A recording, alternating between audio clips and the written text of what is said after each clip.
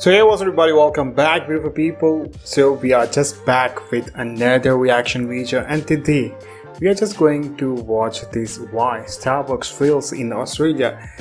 Okay, when I just read this title, I'm pretty surprised, why, because if you see, the Starbucks is everywhere. Yes, I think it is everywhere, and people are more like used to get a coffee at Starbucks, and yeah, sometimes it's just a kind of show off stuff, yes, to have a Starbucks coffee. Yes, I mostly I've just heard this, I don't know properly, but why Starbucks fails in Australia, that's really surprised me, and I'm really curious that why, and I'm just gonna watch and find out why. So we are wasting more time. Let's start. Starbucks has coffee shops all over the world.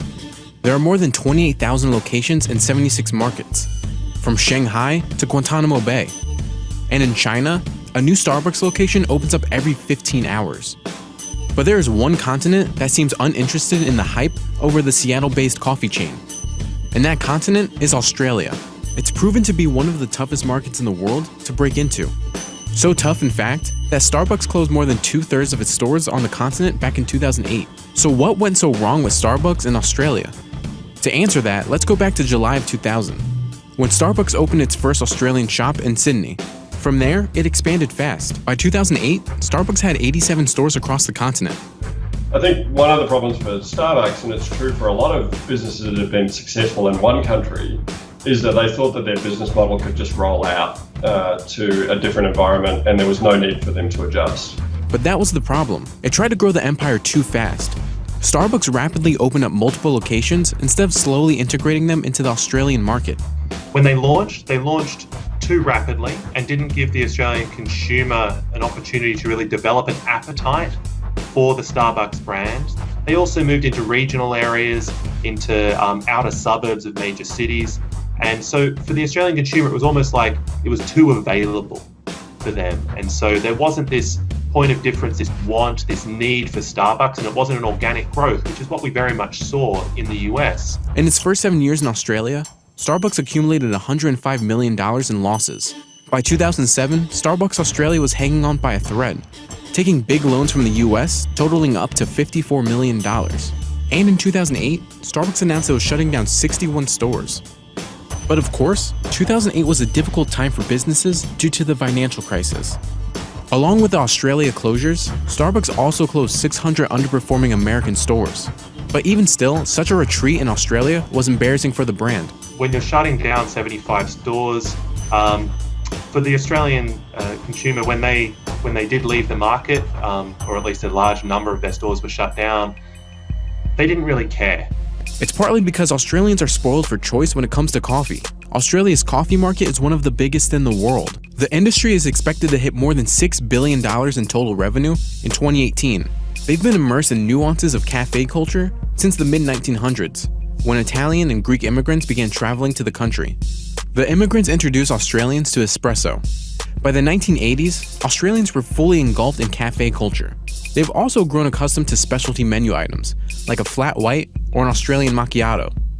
So cafes in Australia were born out of like the Italian culture of, meeting a friend and knowing your local barista, and it being kind of like a local meeting place where everyone knew each other, and that coffee was just a part of that. And then Starbucks came in with what is more of an American style like coffee culture, which is essentially just like coffee is a product, coffee is a commodity, coffee is like perk me up in the morning, it's caffeination.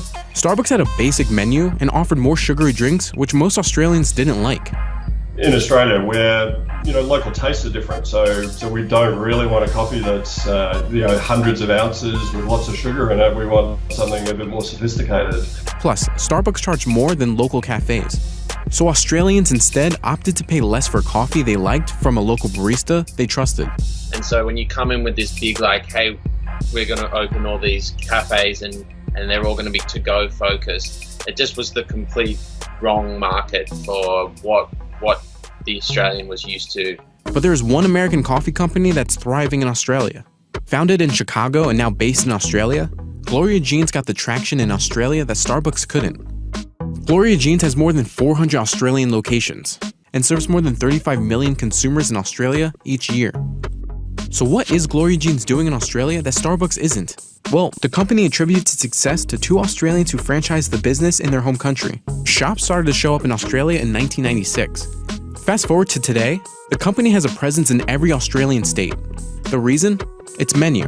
The chain offers a wide variety of espresso drinks and specialty coffee. Failing to adapt its menu to Australians' coffee culture proved to be a mistake for Starbucks. And the company faces another challenge later this year: Italy. Starbucks is opening its first store in Milan in late 2018. Home of the espresso, Italy is rich in cafe culture. But according to Starbucks, it's not going to make the same mistakes that it did in Australia. The company said that it would develop in Italy with humility and respect for its coffee culture. It announced it would be opening a roastery, which is not your average cafe. It gives customers a chance to see coffee beans roasted and processed before their eyes. So there's a chance that it won't struggle like it did in Australia. But Starbucks isn't admitting defeat in Australia either. Starbucks is staging a comeback on the continent. In 2014, Starbucks locations in Australia were purchased by the Mount Waverley-based Withers Group. Starbucks told CNBC that since its sale to the Withers Group, the company learned a lot. So this time, it's taken a different approach to putting Starbucks on the continent. So if you just think about Australia as a big tourism destination, there's a lot of US and Chinese tourists. Starbucks have been very successful in China, and it makes a lot of sense for them to build out because there are people looking for something that's familiar to them. Now with 39 locations in Brisbane, Melbourne, the Gold Coast, and Sydney areas, this time it's not looking to appeal to Australians. But instead, the coffee giant hopes to be a familiar face for tourists visiting popular vacation destinations in Australia. Australia's always been a high-volume tourist market. The same thing in terms of international students at our universities, potential opportunities for them. And we're starting to see Starbucks enter into some large shopping malls here in Australia as well. Australia welcomed 9 million tourists from 2017 to 2018, and those international visitors spent more than $30 billion in 2017 alone. So tourists could possibly be the key to keeping the company afloat and preventing another downfall.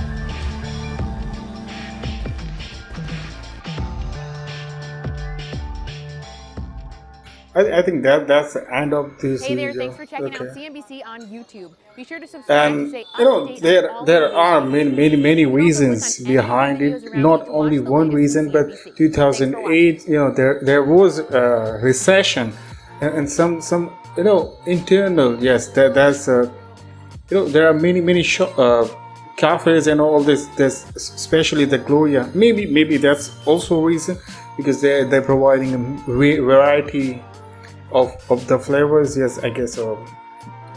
There are many reasons. Yeah, that's very informative. And I was thinking why it was just filled, because it can be there are, but it was really shocking. But yeah, that's what is true. Yes. So I just wanted to know, are you a fan of Starbucks or what? If you are from Australia, I just want your comments. Yes.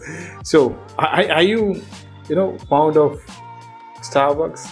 Yeah. So that's really interesting video, and I really got really information. So yeah, that's it for the day. I hope you guys like my video. Give a thumbs up. If you aren't subscribed to my channel, then please subscribe. We will meet in next video. Till then, goodbye.